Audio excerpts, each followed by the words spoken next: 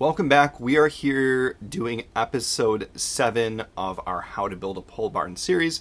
Unfortunately, episode 6 was just a status update that there really wasn't anything going on to no fault of our own, unfortunately, given the circumstances in COVID.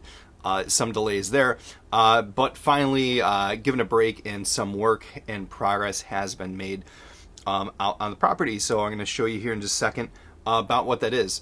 So last video, actual substantial content, I showed the current state of the holes in the ground and the process of the digging the holes down, pouring some cement in there to connect the rods to for when the poles get set up. And I realized that I didn't really explain that well, so I'm going to throw up a picture here on the screen and explain these are kind of the mounting brackets slash rods that we're calling them. So at the bottom of the holes, and again, here's another shot as well of the holes from the previous video, we have the hole dug down, cement is poured in, tied in the rods. Essentially what they are is they look like this. They're a mount for these brackets that will go down and get poured into the cement footer. And then when the pole comes straight down into the hole, they'll get tied in there and thus be connected into those rods by that cement footer there. So here's a shot, a little bit of some of the progress from this week after going through and putting and placing each one of the poles in each one of the holes, tying them in. So you can see here in this shot that we have our pile of our crushed stone that we're going to be using to backfill the holes in.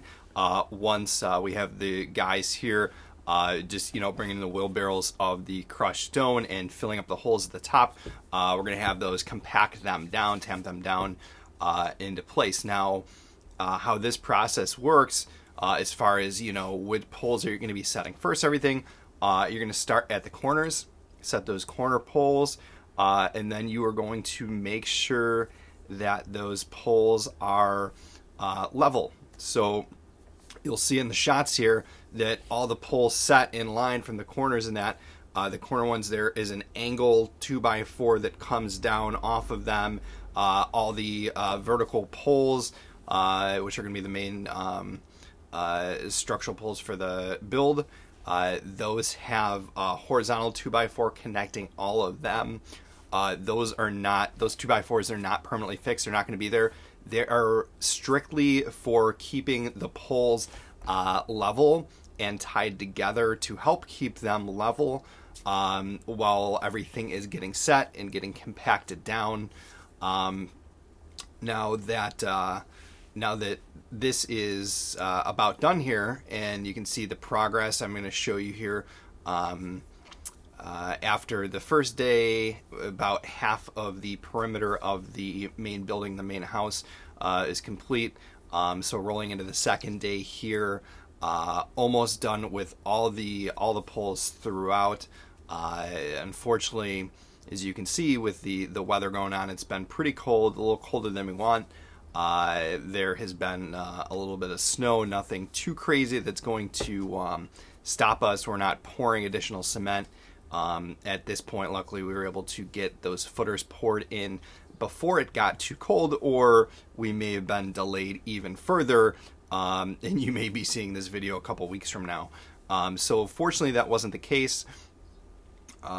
So this is what we're going to do to wrap up this video, and it's just setting the poles in general.